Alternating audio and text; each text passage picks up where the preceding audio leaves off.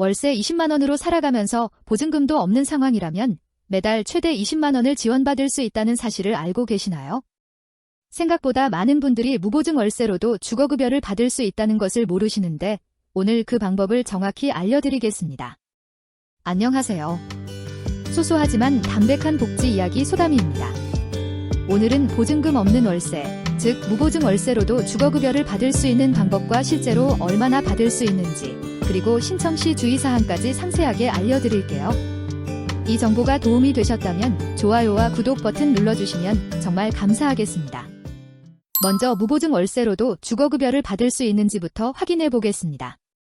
네, 가능합니다. 다만 몇 가지 중요한 조건이 있어요.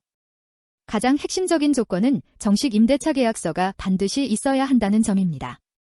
구두 약속이나 간단한 메모 수준이 아니라 법적으로 인정받을 수 있는 제대로 된 계약서여야 해요. 또한 실제로 임차료를 지불하고 있다는 것을 증명할 수 있는 영수증이나 이체 내역 같은 자료도 필요합니다. 그리고 절대 피해야 할 상황이 하나 있는데요. 수급자의 일촌 직계 혈족, 즉 부모님이나 자녀, 그리고 그분들의 배우자와 체결한 임대차 계약은 인정되지 않습니다. 가족 간의 계약은 주거급여 대상에서 제외된다는 점 꼭 기억해 주세요. 이제 실제로 얼마나 받을 수 있는지 살펴보겠습니다. 주거급여는 지역별로 기준 임대료가 다르게 설정되어 있어요. 전국을 4개 급지로 나누는데 1급지는 서울, 2급지는 경기도와 인천, 3급지는 광역시와 세종시 그리고 수도권 외 특례시, 4급지는 그 외 지역입니다. 경기도는 2급지에 해당하고 1인 가구 기준 임대료는 월 28만 1,000원이에요. 월세 20만 원을 내고 계시다면 실제 임차료가 20만 원이 되겠죠. 주거급여는 기준 임대료와 실제 임차료 중 더 적은 금액을 기준으로 지급됩니다. 따라서 20만 원을 기준으로 계산하게 돼요. 여기서 중요한 건 소득 수준에 따라 지급액이 달라진다는 점입니다. 2025년 기준으로 1인 가구 생계급여 선정 기준은 월 76만 5,444원이에요. 만약 소득 인정액이 이 금액 이하라면 20만 원 전액을 지원받을 수 있습니다. 그런데 소득 인정액이 생계급여 선정 기준보다 높다면 어떻게 될까요? 이때는 초과분의 30%를 자기부담분으로 차감한 나머지 금액을 지원받게 됩니다. 구체적인 예시로 설명해 드릴게요.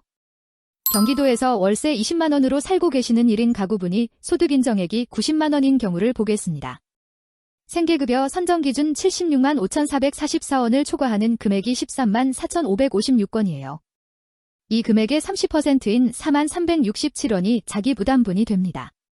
따라서 20만 원에서 4만 367원을 뺀 15만 9,633원을 매월 지원받게 되는 거죠. 만약 보증금이 있는 경우라면 어떻게 계산할까요? 보증금이 있다면 연 4%를 적용해서 월 차임으로 환산합니다. 예를 들어 보증금 1,000만 원에 월세 10만 원인 경우 보증금 월환산액은 1,000만 원 곱하기 0.04를 12로 나눈 값인 3만 3,333원이 되어요.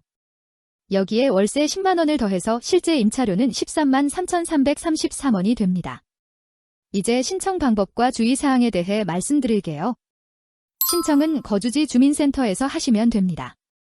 주택조사 전담기관에서 임대차 계약서 등을 통해 확인 절차를 거치게 되고요. 신청할 때 준비해야 할 서류들을 정리해 드릴게요. 먼저 임대차 계약서는 필수입니다. 그리고 실제로 임차료를 지불하고 있다는 증빙자료도 필요해요. 계좌이체 내역이나 현금 영수증, 임대인이 발급한 영수증 등이 해당됩니다. 특히 무보증 월세의 경우 임차료 지불 증빙이 더욱 중요합니다. 매월 규칙적으로 지불하고 있다는 것을 보여줄 수 있는 자료를 꼼꼼히 준비하세요.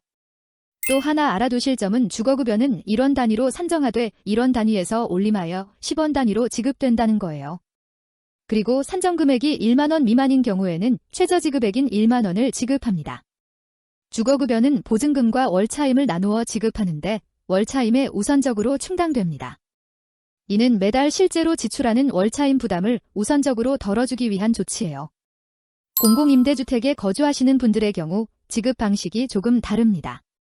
한국토지주택공사나 지방공사 등 공공기관이 임대하는 주택에서는 수급자 계좌가 아닌 해당 공공기관 계좌로 임차급여가 직접 입금되어요. 이때 매월 발급되는 임대료 고지서에 임차급여가 반영되어 실제 납부할 금액이 줄어들게 됩니다. 한 가지 더 중요한 사항이 있어요. 실제 임차료가 주거급여 기준 임대료의 5배를 초과하는 경우에는 임차급여가 최저지급액인 1만 원만 지급됩니다. 예를 들어 1급지 1인 가구 기준 임대료가 35만 2천 원인데 실제 임차료가 176만 원을 넘는다면 1만 원만 받게 되는 거죠. 거주지를 변경하는 경우에는 어떻게 해야 할까요? 주민등록 전입 신고를 하면 이전 거주지에서 신거주지로 수급자 관련 서류가 자동으로 이송됩니다. 새로운 지역에서 별도의 신청이나 조사 없이도 주거급여를 계속 받을 수 있어요. 실제 사례를 하나 더 들어보겠습니다.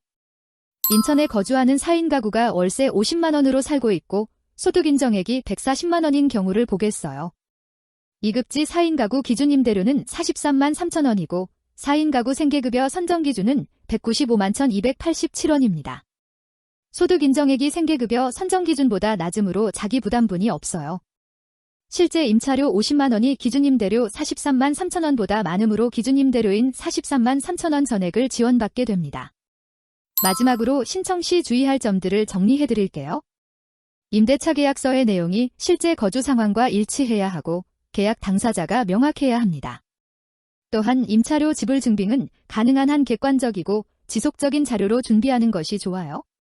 오늘 무보증 월세로도 주거급여를 받을 수 있는 방법과 지급액 계산 방식, 그리고 신청 시 주의사항까지 상세히 알아봤습니다. 생활이 어려운 상황에서 매달 받을 수 있는 주거비 지원은 정말 큰 도움이 될 거예요.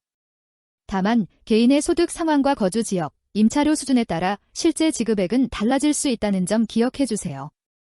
혹시 비슷한 상황에서 주거급여를 신청해 보신 분들이 계시다면 댓글로 경험을 공유해 주시면 다른 분들께도 큰 도움이 될 것 같아요.